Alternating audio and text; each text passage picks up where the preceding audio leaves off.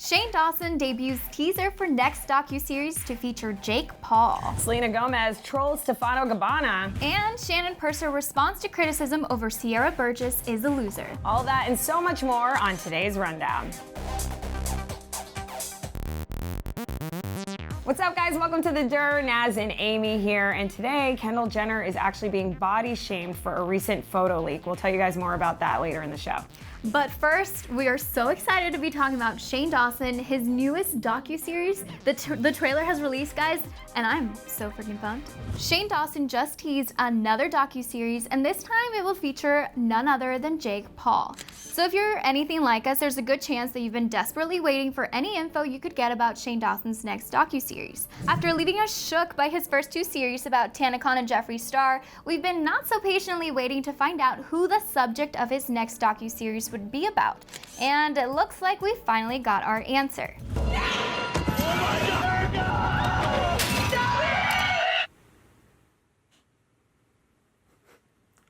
This is gonna be a nightmare. Shane released a teaser trailer yesterday which reveals that his next subject will be Jake Paul. And of course, the internet has so many mixed feelings about Jake's problematic past. Still, due to the success of the TanaCon and Jeffree Star docs, the Jake Paul docuseries is one of the most highly anticipated YouTube events of the year.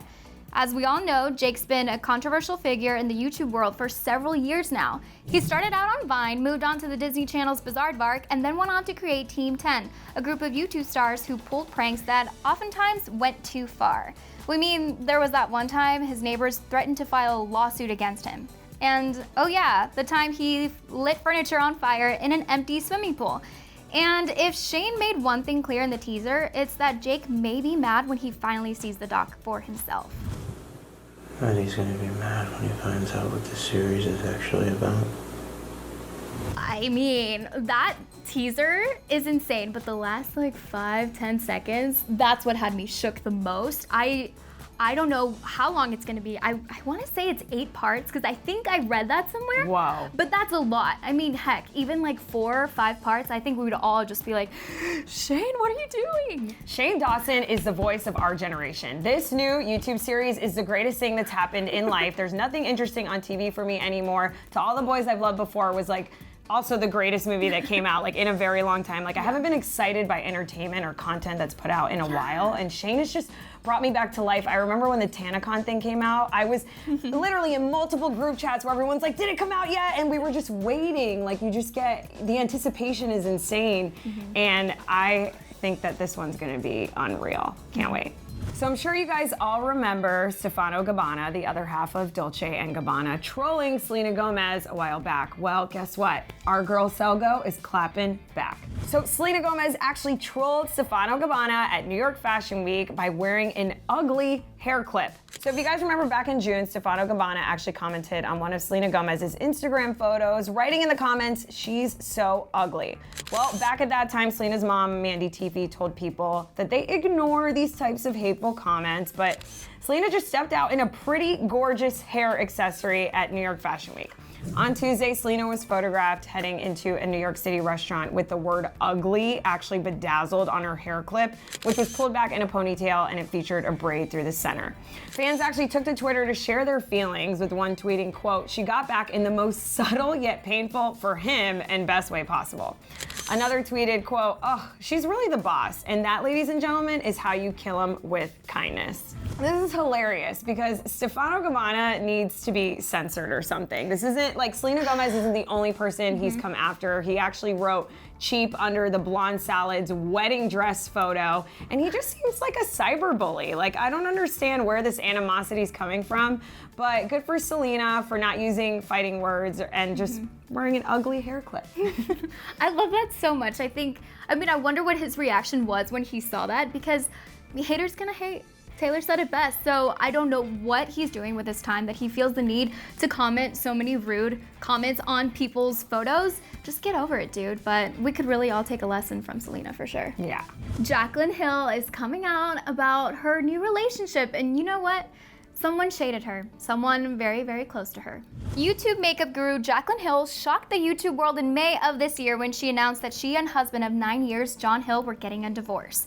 Despite the cheating rumors, Jacqueline said she and John would, quote, always have love for each other. But it looks like seeing your ex with a new man isn't the best in the world.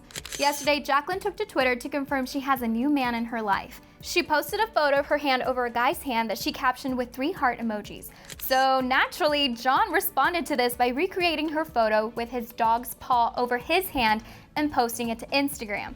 A fan tweeted Jacqueline a side-by-side and said, "Please explain." To which she replied, "No explanation, just let him be petty." The makeup YouTube star then followed up her tweet posting a photo of herself flipping off the camera. Ouch.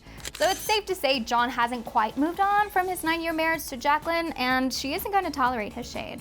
I think it's just a very tricky situation when you're in the spotlight, and I understand that Jacqueline really wants to just, she's a little bit hesitant to share her new love, but I just don't know about John posting that picture. Like, come on, dude. But it's kind of cute if you think about it, like a paw.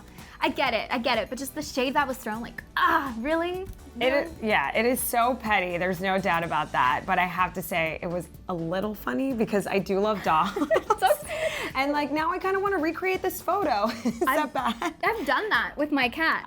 Isn't it the best when you're like, with a dog and the dog just goes like this? Yes. Because then you know the dog just like loves you deep down. Yeah, it's like you two are just always gonna be there for each other. One of the best feelings in the world is like when you walk in a room and a dog like runs up to you and like no one else because you're like, the dog picked me. And they kind of smile too. Yeah. Okay guys, so Netflix's latest rom-com, Sierra Burgess is a Loser, is actually receiving a lot of criticism, and the star of the movie, Shannon, is now responding to all of those criticizing. So after the trailer for Sierra Burgess is a Loser came out, everyone couldn't wait for the movie to drop on Netflix. Fans were so excited for a film that focused on a plus-size main character, especially after the streaming platform's insatiable fiasco. With Noah Centineo and Shannon Purser starring as the main characters, fans were sure it would be a hit, and for the most part it was, but a lot of people also pointed out problems that they had with certain parts of the movie, and some fans even accused the film of being transphobic and homophobic, among other things, and not everyone was a fan of Sierra's actions. So for example, the scenes where Sierra pretends to be deaf in front of Jamie's actual deaf brother, and where she kisses Jamie without his consent are problematic. But Shannon, who plays Sierra in the movie, argues that that's kind of the point.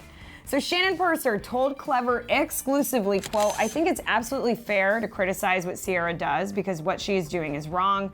I was really interested in exploring this flawed character, like what motivates her to act in this way, what insecurities are people who do this dealing with, and also exploring, is there room for growth? Is there redemption for people who do things like this?" So it's been interesting to see how some people are very vehemently sure that she shouldn't be forgiven, that she shouldn't have a second chance, whereas others are resonating with her.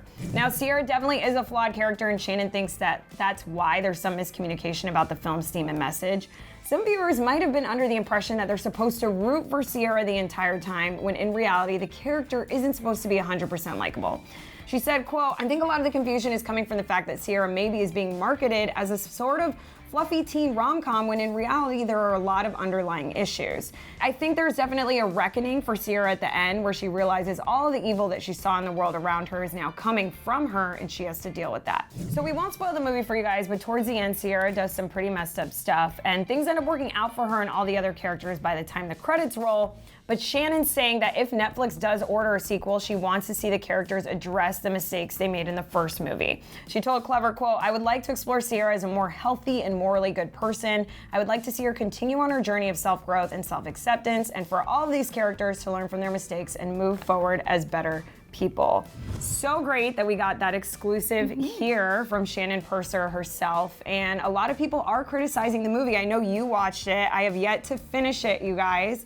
But what do you think, Amy, because you've seen it? Yeah, well, I think Shannon Purser raises a good point that maybe not all of the characters that we've all learned to really identify with, maybe not all of them are ones that we should root for. So this opens up the conversation that it's like, we're not perfect, but look, this is what's going on in society. This is something we should be talking about. And you know what? We are. So I like that. I like that we're opening up the conversation. Kendall Jenner is being body shamed, apparently, for some photos that leaked, and we've got the story on that.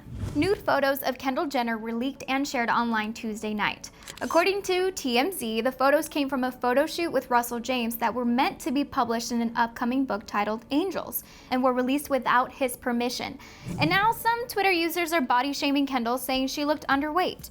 One user tweeted, "See Kendall trending, so I clicked, and I really wish I hadn't. She's so skinny, sis needs to eat." But another tweeted, "People are literally body shaming Kendall for being too skinny, but bashing her sisters for getting surgery. You people are stupid and confused." Why can't we just stop body shaming people? Can we just not? I just don't like the situation. I think we all have different body types and we should just be supportive of one another. I mean, especially if you're in the spotlight, you unfortunately are gonna get a lot of criticism, but that doesn't mean it's always welcome. Right. I haven't met one person in my entire life that doesn't have a body image issue within themselves. So for people to comment and just perpetuate it, and because I mean, all these comments are doing are making her or whoever feel worse about themselves. And just like you said, we don't need to do that, guys. So get along. All right, guys, now I want to know from you, are you super, super pumped for the new Dawson docuseries? And if so, let us know in the comments down below. I am so excited for that. And we also want to know, did you guys watch Sierra Burgess is a Loser? And what did you think of the movie? Let us know in the comment section below. Thanks for tuning in to The Dur with Amy and I, and we'll be back here tomorrow.